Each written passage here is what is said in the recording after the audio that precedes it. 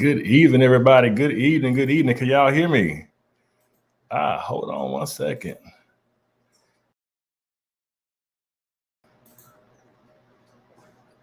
All right.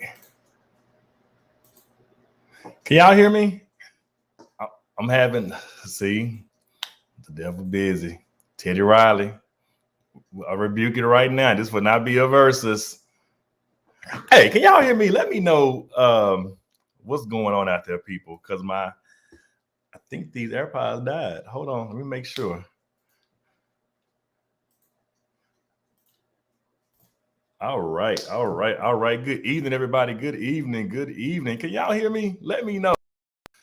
Something ain't clicking over here, and I'm disturbed right now. So y'all pray for me. Hold on. Testing. All right. Y'all can hear me? All right, we're going old school tonight.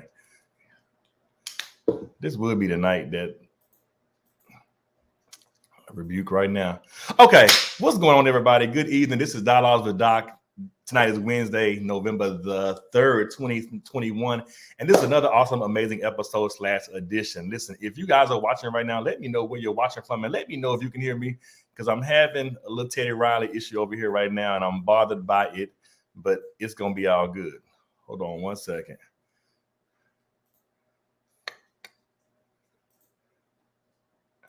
All right. We good?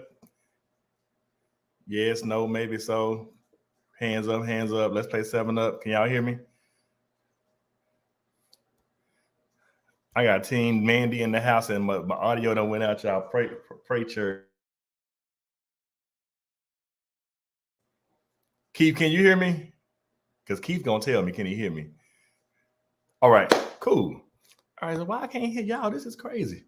Okay, so let's do this. So tonight it's all about my amazing guest joining me. Normally I had this long monologue before my guest comes on, but tonight I'm not doing all that because my sister's in the building and my sister is booked and got a whole nother show after this one. So I got to make sure she gets there on time to get her coin. All right. So listen, tonight is episode is Dialogues with Doc. I'm having a one-on-one with #Mandi. This is my girl. This is my sister. I love her so much. She's doing this for me in the midst of her busy schedule. If you're watching, let me know where you're watching from. I'm going to cue this up and set this up the right way, because when you come on Dialogues with Doc, I have to bring you into the building the right way. So, over here, I give people their flowers while they can still smell them and all that good stuff. So let me sit and crank this up for my sister to come on and join me. And I'll be right back after these messages.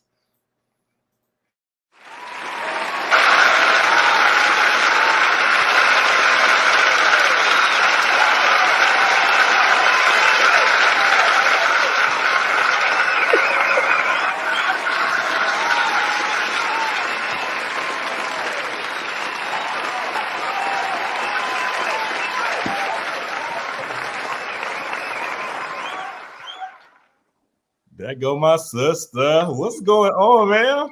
Not the claps. What's going on? It's claps all the way around because my sister's in the building. I sure appreciate it. I'm good. How are you? I appreciate you. Like, you already know the love is real. The love is there. I'm gonna just jump into this thing, get this thing going so I can get you out of here. But y'all know, before I bring my guest in, it's always a story. So picture it, fall 2004. My big black behind is hungry, and I'm at the MSC in Commerce, Texas, at the KFC. I see this amazing young lady coming to the MSC, and there was just a certain energy about her that I just knew. And in the back of my head, I'm like, Wendy Williams, that's gonna be my friend. That's my friend in my head. Long story short, almost 20 plus years later, this young lady is my sister, who I am so proud of, that is joining me on tonight. Mandi, how the hell are you? You know I love you. Oh, listen. Okay, if we can cuss, we good. I'm good. I'm really, really good. Really, really busy. Really grateful to be busy. Trying to stay healthy so I can stay busy. Yeah. I'm I know good. that's right. And yeah, you are very, very, very, very, very booked and busy. So I am just amazed to see what God has done in your life and continuing to do as you continue to go through this thing. So let's just jump right in here. What was it like for Mandi growing up? Like there are some things that there are some work ethics and things that you have that are just so exemplary that people admire and that people respect. But what was it like for you growing up to build you up to this point? Well, first of all, I grew up with entrepreneurs and I grew up around music Mhm. specifically because that's like our background. Our family is a very musical family. My mom toured with the Gap Band, she had her own band. So my parents met being musicians. My dad played the organ and my mom directed the choir, and that's how they met each other. And so in that, then my dad decided he wanted to go the funeral director route and wanted to be a mortician. So he worked extremely hard while we were younger to build his own brand and build his own business. And so me and my sister have seen that like since we were babies. That's all we know is entrepreneurship and working hard and getting it for ourselves. So that's where a lot of my work ethic comes from, my father. And if you know anything about Clifton W. Maxfield, you know Listen, he works hard, and he works. And we listen. work just as hard. So listen. So while we're talking about that, go ahead and plug the funeral home because we doing that too tonight. To People's Funeral Home in Denton, Texas. And Come if you on. are in the Dallas area, y'all go by Evergreen Memorial Funeral Home. Shout out to Clifton Maxfield. This my daddy. Come on. So listen, it's always been in your blood. You've been doing it for the longest time. What has singing like? I compare you to Whitney Houston most times because all Whitney needed was a mic and that was it. Like, give Whitney a mic, ain't no gimmicks, ain't no bop bop bop. Just give me a mic and let me do what I came to do. What has singing done for your life overall? Like they say, music is the soundtrack of life, of people's lives, but singing for you is it's professional, but it's more so personal for Mandi. So, what has it done for your life overall? For me, because I am such, and people won't believe this, and people never believe this when I say this, but I am really an introvert. If I can be by myself at home quietly all the time, that's how I would love to have it. Singing really saved my life and gave me a voice because when I do grab a mic, um, something different happens for me. It's kind of like you know how like Beyonce says she got Sasha Fierce. That's Mhm. exactly what I feel like when I'm singing on stage. When it's just me talking, I'm a completely different person than when I get on stage. It's something about people's energy and just my life experiences. When I sing about whatever I'm singing, it doesn't matter what genre it is, I've probably lived it. So when you sing, when you hear me sing, you feel it because I'm an experienced person. So I sing about and through my experiences. And it's crazy because I see the transformation. Like I've seen you when you get on stage, it's like you go for broke, and it is what it is, and you leave it all on the stage to the point where I just came to do what I was called to do because this is my ministry, and this is what God has given me an opportunity to do, and I'm gonna just go for broke each and every time, like it's my last time. Because you never know, especially the way life is right now and the way Mhm. things are going right now in the world. I literally never know when it will be my last time to sing, to express myself, or to help somebody else through. Because, like you said, this is my ministry. And that's Mhm. not confined to the four walls of a church or any religion or denomination. It is what it is for me to do, be one on one with people and share my personal experience. Because people just seem to relate to me. I don't know what, Mhm. yes, I do. I can't ever say I don't know what it is. It's God, it's the anointing. That's what it is. It's, And it's people relate to it.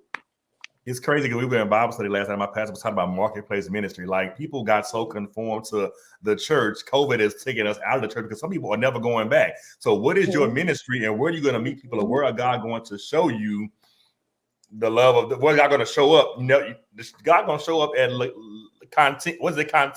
Lava Cantina on Sunday. You never know where he going to show Anywhere, up. wherever he wants to show up. If I'm willing to be used, he'll use me. See now, Wherever. now let me ask you this. So growing up in the church and doing and trying to just find who Mandi was, this is a question that I don't even have on my screen. Just popped up. How was it when people tried to box you in and you're like, but God didn't put me in a box. God didn't give me a box. So why y'all trying to keep me singing one particular genre when I'm called to do some other stuff? People understand about me that you cannot tell me what to do. You cannot boss me around. I am very headstrong. Yeah, I'm quiet and reserved, but when I want to do something, I'm going to do it. When I don't want to do something, I will not do it. And my friends and people that know me know that about me. And the people that don't know that about me find that out about me if they ever try to challenge me on anything. So I've never really felt like I needed to be boxed in any way because I just do what it is that I want to do. And most importantly, I do what it is God tells me to do. Whatever He instructs me to do, wherever He instructs me to go. Like I'm very spiritual. So I very much so have a relationship with Him. And whatever He says do, I think God, this is where we're going. We're going to the club now. Okay then. But let's go. Mm-hmm. Let's go. I'm a rider. I'm a rider. I'm riding wherever you tell me to say ride. send me because Mandy's gonna go. I'm just sending me. I go. So Mandi, you have been blessed to work with some amazing musical gifts. Yeah. Who did you fan out for when you met them in person? Oh my God. Okay, so everybody knows this about me. I guess my top three. It's funny that you mentioned Whitney, Whitney Houston, Brandy, and Kim Burrell. When I met Kim Burrell, that was all I could say to her was, "You have no idea how much I love you," and she just kept laughing like, "Girl, stop!" I said, "No, you really don't know how much I love you." That's all I could say to her because Kim really changed the trajectory of my life and my path of singing and the way that I sing and my sound because she did something for gospel music and then transitioned over into like inspirational music and crossed over to all kinds of genres where everybody knows her from Beyonce to Omarion. Like all these people know who Kim Burrell is. And she did something different for me. She sang a sound that I'd never heard before. And it really, really influenced me. If you ever hear me sing or perform, I pretty much like to sing songs the way that they go. Because for the average listener, they would not understand riffs and runs. But if I ever get real good to me, I'm going off script and I'm giving you my best Kim Burrell because I love her that much. And she thought you were playing like, girl, you like, no, I really like. She was just giggling. I was like, girl, listen, you have no clue. Like, you really changed my life, girl. But she was just so sweet. And you know, another thing, when you meet people that you really like love and they turn out to be everything you thought they would be, that's the best feeling in the world. I was so nervous that if I met her, because you know, you hear horror stories about everybody. People got something to say about everybody. Right. There's nothing better than meeting someone that you admire and them being everything that you wanted them to be. And I really, because of that moment, try to make sure that that's how I am if people meet me. I never want anybody to meet me and be like, oh, she was a diva or she was stuck up, because that ain't who I am. We are best friends, and I say it all the time. We are best friends. We are best friends. Mm-hmm. So yeah, Kim Burrell, hands down. This is not the diva at all. This is the home girl. Like, you know how people like the home, like that is you like all day, like unapologetically. We all friends. Like you said. Yes. So you said Whitney, Brandy, and Kim. Now give me two more of your top five. Yeah. Dang. And they just dope in their own right too. Like just and I love them for different reasons. Tank is an incredible writer. Like Tank can write for anybody, but he has a signature sound. So you know, well, I know when I hear a Tank song, if he's not singing it, I know Tank wrote it because I know the way he writes. Yeah. And then Joe is an incredible vocal arranger. If you ever listen to Joe record and just listen to his background vocals, and Brandy has said the same thing. Her influence is Joe. When she creates arrangements and stuff, she get it from him. Mm-hmm. And if you ever listen to the song Angel in Disguise, that's that male voice on that, and I love you, baby. That's Joe. That's Joe. Damn, it is. I never realized that. Okay, Joe. And Darrell is a hell of a writer. Yes. I know. Oh my God.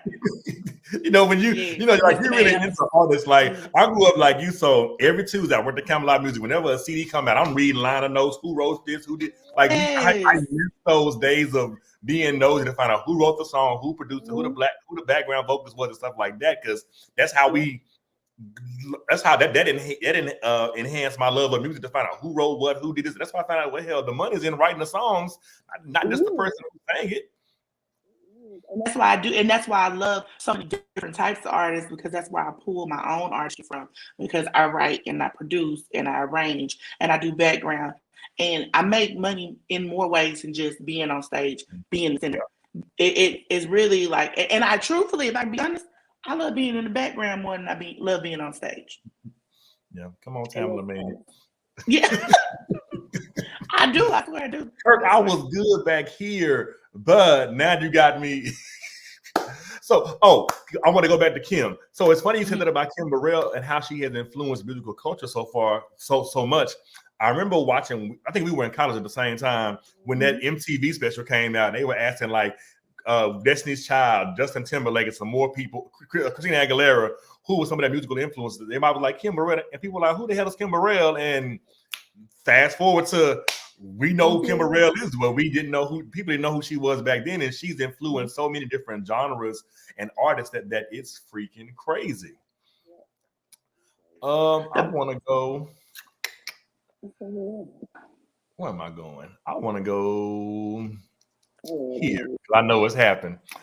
Who's an artist you were shocked to know actually recognized you or even knew who you were? So you meet all these people, especially in the Dallas area, and who was that person you were like, you know me? Like for like you know me? You want to know who? Kirk Franklin. When I had a studio session with Kirk Franklin, I walked in and he said, I've heard nothing but great things about you. And I said, you've been hearing about me? He said, the crazy thing is, I don't know how we have not met each other until this point. And I had to remind him, I said, well, we actually met, because many people don't know this, but I tried out for Sunday Best. I think it was a season Amber Bullock won, 2011. And that was my first time meeting him. But of course, it was like in passing, which is because I was in line. And I was like, I have met you before. He's like, but I've heard incredible things about you. And that was like, okay, girl, you might be doing something now. Kirk Franklin, I heard about you, girl. Kirk, you know me. Like Mr. Brown, who, me? You know me? Like, who put me on the ballot and voted? Me? No, you. Like, that's exactly how I feel. But it's like it says, your gift will make room for you and place you before great men. Like this great man that's been doing his thing for decades knows who #Mandi is. Like, you're like, okay, I'm having an out-of-body experience right now. This man really knows who I am. It has heard great things about me. That is awesome, sis. Like, I'm gonna go here. In the midst of all that you're doing, how has your faith not wavered? I know we're in the midst of a pandemic. When the pandemic first hit, nobody was booking nothing, and nobody was being able to touch a mic, go to church, go to a funeral through Zoom, all that kind of stuff. But it has caused, I say the pandemic was strategic because God knew something that we needed a lot of, which we don't get, which is time. So now let me give you some time to regroup, to recalibrate, to get reinvigorated, and just to revamp some stuff. So now you have time. How has your faith not wavered in life, especially during this pandemic? I think it's because of the pandemic. The fact that you mentioned we were not able to do live shows, and God really humbled a lot of us. Let's see what you're made of now. So when you can't reach the people, how do you reach the people? And one thing God has always made me, he's always made me very innovative. I was probably one of the first ones to start doing the live streaming, the in-house concerts. Because I was like, well, I mean, I got a good enough following. I feel like they'll follow me if I do it online. And that was a lot of stuff that I'd never really done before. Like, I wasn't doing a whole lot of videos and all that kind of stuff because I'm a live show singer. So a lot of people come to my live shows. So I said, well, this will give me a perfect opportunity to show my personality on camera when I'm not in front of an audience. Can I still give the same energy and still convey the same message? So the pandemic really is what saved my life and really, really helped me to understand that God got me no matter what. No matter what, because I have not missed a meal. I have not missed a car payment. He's made different avenues and streams of income for me. I lost my corporate job, but I'm an entrepreneur. So on top of the fact that I do this music stuff for myself, my dad has a funeral home, so he was just like, come work at the funeral home. No problem. Like he's always made a way. or made an avenue for me to continue on. And so why would not trust a God like that? Listen, why not? I mean, still blessing and still prospering in a pandemic. Yeah, in the pandemic, like This that's is crazy crazy. how we just God gave us time to put our focuses in other things and just continue to prosper and let our light shine no matter what. And you're doing it, and now you're back on stage, killing it. Lava Cantina listen. I'm so look. I got to get out there. Like yeah, you got to just to see how. God, the last time I saw you live was the spot down the street from Brooklyn. I think I popped in one by where that liquor store used to be on Lamar. It was like the spot, like two doors down from Brooklyn. You were doing a live show one night. Yeah, 1011 Grand. I popped up in there and I'm like, yeah, I got to just go see my sister. I'm right here. Let me just see, and just to see how you have just grown and come in and just command a room. No, I ain't got no gimmicks. All I got is music. That's it. That's just who I am. And you don't get this music. You don't get this good R&B and these tunes.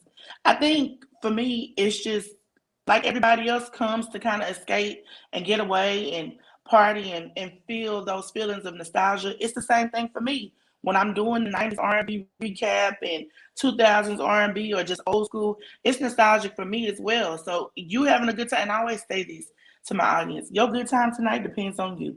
Whatever energy you're going to give to me is the energy I'm going to give back to you.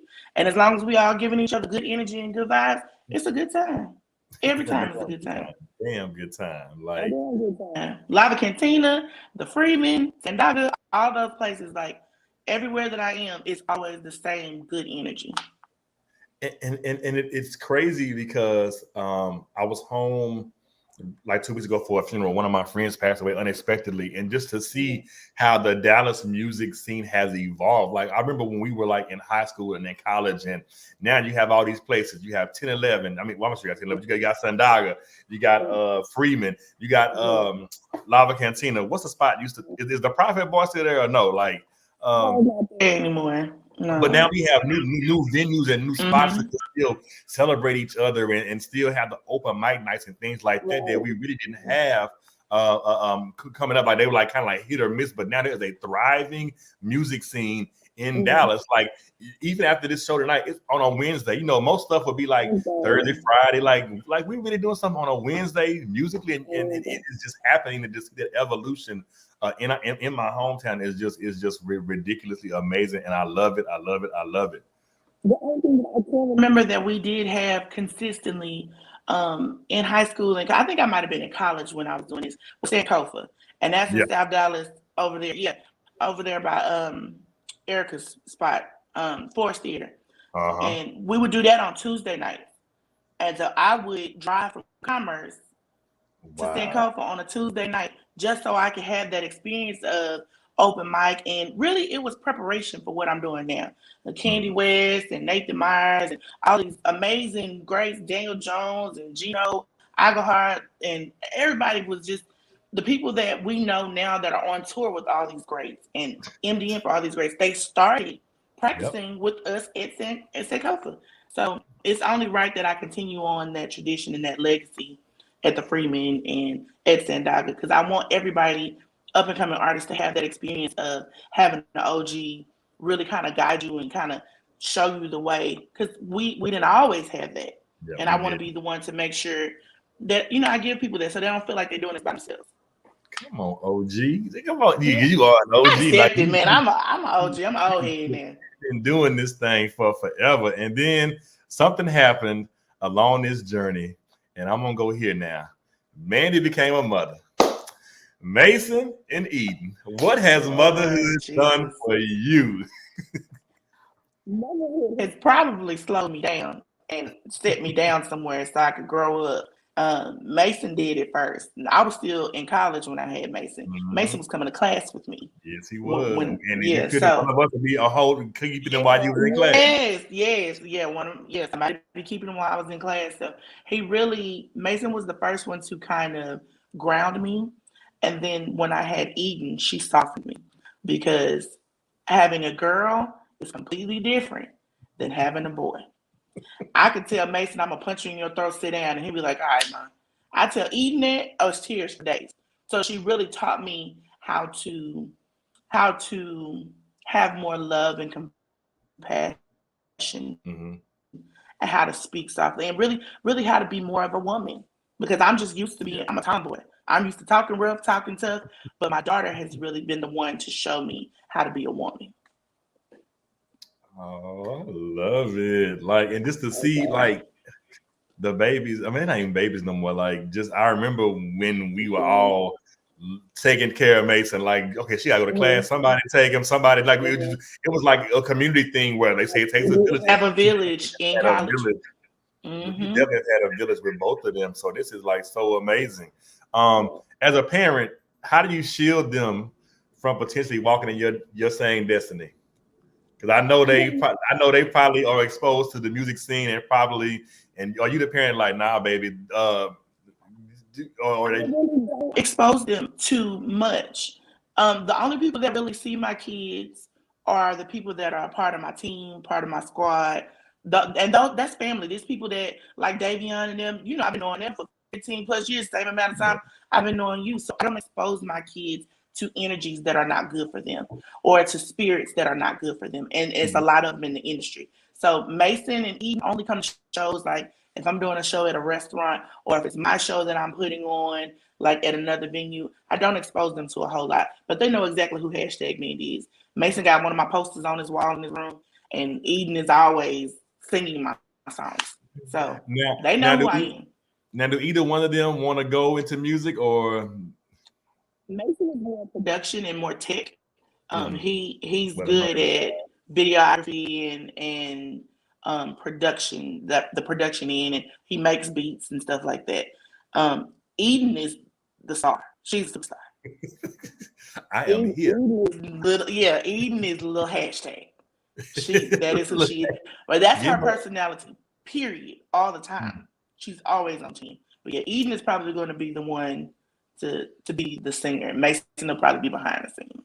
Man said little hashtag. Yeah, we gotta get her a shirt. That is that yeah, that is the that is her. That is her little hashtag. Mm-hmm. Look, Keith. That is her. We'll keep that. Keith said something. Yeah, little hashtag. That is her. So, whole Mandi, how do you do it? How do you manage or balance motherhood and your career? Like, there's a lot of things happening, and I know you sometimes feel like I don't know how I'm gonna do all this, but how do you try to balance this thing out and manage it to where it works, where it works best? You do it with such grace and such ease that I know there has to be a method to the madness. I think Have a village. It's not a huge village, but it's my most important village. Like my mom, she is very instrumental in, especially with eating. When I have anything to do during the week or the weekends, my mom will be like, just bring over here. I gotta. Mason is kind of grown at this point, so he can stay at home by himself or he's with his dad. But my mom, and then I have my friends like Rashonda and Constance. They've been taking care of my kids since I was living in Denton by myself, and it was just me and Mason. So I have a very tight knit village, and they make it possible for me to move around because I could not do it without them. I really couldn't. Definitely. You and like I said, the village makes a difference. So if you're a parent out there watching and you feel like you can't do all this stuff by yourself, my sister is telling you, get you a village. Hell, you probably already have a damn village and don't even realize who the people are that you're connected to help Mm-hmm. connect the dots. But definitely to get you a village and you can definitely help manage this thing just a little bit better. yeah. Gerard said, hey, put What? Shout out to can Mr. Sunday Takeout. you we almost done. I want to make sure you that on time. Um, can I talk about the D word? Because your former life.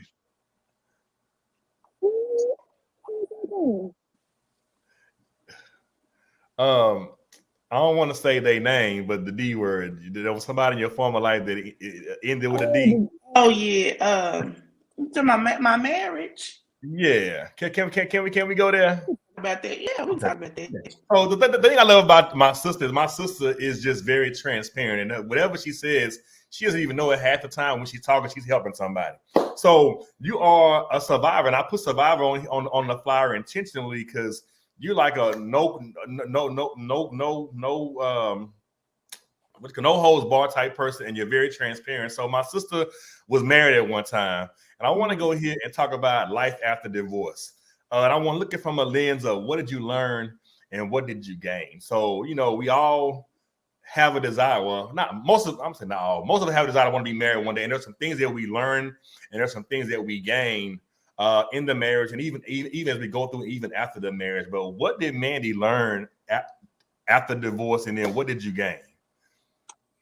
The most important thing I learned from being married was taking our time. That timing is everything. Because sometimes it's not necessarily that you're with the wrong person. You might have the right person at the wrong time, which essentially makes them the wrong person for you. Sometimes people need opportunity and time to grow into who they're going to be. And if you pick somebody that's not there yet, then you're going to have nothing but hell. Because they're not where they're supposed to be for you. They're not mature enough for you. They're not grown enough for you. And that, I think that's all it was with that marriage. Is just we were just too young. We were way too young, and the motive for why we both chose to be that was not right. I wanted stability and I wanted some help.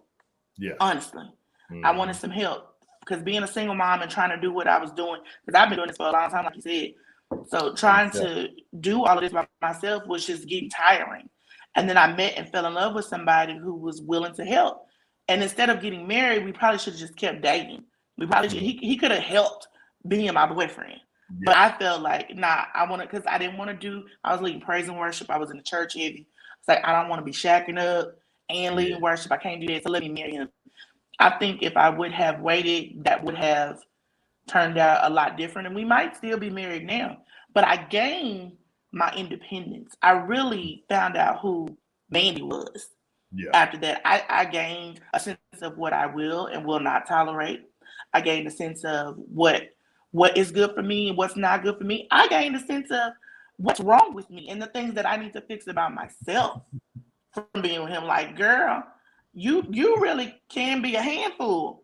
And dealing with you is not that easy. So some of the things that he did, he was justified in because you wasn't all the way right. So yeah, I learned more about who I am and what I'm willing to tolerate and what I can do. Because after divorce, sometimes people feel hopeless and they feel like it's all over and they feel like a failure. And being divorced or something not working out does not mean that it failed. Sometimes that's the win. Yeah. Sometimes you win when you get out of something that you wasn't supposed to be in the beginning. What Fantasia said, you got to lose the win. Lose the win again. That's a very real song. And I had to stop singing that song because if I sing it now to this day, I still get teary-eyed because it's a very true song. Sometimes you got to lose everything that you weren't supposed to have in the first place. Because those are the things that I attained on my own merit. It wasn't in God's will. And now that I'm moving the way that he wants me to move, it's like all of these things that I could not have access to before, all of the success of the people that I'm working with, I would not have been able to do that because I was still unequally yoked, with someone that I did not have no business being with. So, yeah, those things. And it's crazy because everything you're saying is like the UPS mentality. You can be the right package at the wrong address. And not even realize it. Like, you know what? I'm not even supposed to be delivered here. Like, I'm at the house next door, but I'm the package that got dropped off early at the wrong location. But there's nothing wrong. But there's still nothing wrong with me. I just got delivered to the wrong address. Wrong address, and maybe not even next door. Maybe you're supposed to be in a whole other community, in a gated community. Maybe you're supposed to be somewhere where the mansions are. Like, I just don't want people to think that they failed because they didn't work out marriage. Sometimes that really is the win. It's a win for you. It's a win if there's children involved. I don't think being a single parent means that you grow up in a broken home, because you could have a single parent that could be the most loving, nurturing person, and child can grow up to be absolutely amazing and do amazing things. And you can have a two-parent home where it's completely dysfunctional and toxic, and that child grows up to be absolutely horrible. So don't, y'all, if you're going through divorce or you're a single woman or a man, a divorcee, don't worry about it. Just keep going, keep growing, and keep growing. I mean, I literally was just gonna say, go ahead and encourage somebody. you just what is it? Because we here. Because we here. Yeah, listen. So, Mandy, I gotta get you out of here. What's next for you? How can the people keep up with you? What's going on? You're doing a lot, but I definitely wanted to have my sister Grace my platform and just have a conversation with her and just dive into some topics and some things and just let you come on and just do your thing. No, she's not singing. She's getting ready to go get a check for that. But I want to just have her presence on the screen with me virtually to just come in and just do her thing and just get the word out more about what some of the great things that she's doing. I'm so proud of you, sis. I love you. Thank you for doing this for me. And then tell the people what's coming up for you. How can they keep up with you? And yeah. Well, I released 3 years ago, I released my first EP. So you can get that hashtag Ask Mandy on all streaming platforms. And I am currently in the studio working on my full length album. And I have not decided what the name of that is going to be, but I've got some amazing features, some amazing producers. And when you guys hear it, like I said, I'm an experienced person. So when I write from experience. When I sing from experience. So this album will be the combination of the last 3 years of my life. And child, I've been through some stuff in the last 3 years. So you'll want to get this album when it comes out. Trust me. It's even better than the EP. I promise you. And y'all can find me, first of all, anywhere in the city, because I be everywhere singing. The Freeman, Zendaga, like you said, Lava Cantina, anywhere there. And you can follow me on Facebook and Instagram at hashtag Mandy. Well, ladies and gentlemen, that's my sister, hashtag Mandy. I love her. I'm thankful for her gifts. Y'all keep up with her. Go by the EP. The album getting ready to drop soon. She don't have a title yet. Hell, she ain't got to have it. She can just name it Untitled like the Angela. That would be cute. That would be cute. But next month, or maybe at the end of this month, I don't want to put a time frame on it. Just know in the next couple of months, I'm dropping 2 singles. So turn your notifications on. Of the album. Please. Yes. Well, y'all, my sister got to go. She got a show to do, but this has been this week's edition of Dialogues with Doc. Sis, thank you so much. I love you. I will see you guys again next Wednesday at 8 p.m. Eastern Standard Time for another amazing episode of Dialogues with Doc. Stay safe, sis. Get that tonight. Kid it like you always do, and I will be in touch with you soon. bye, y'all. Bye, y'all.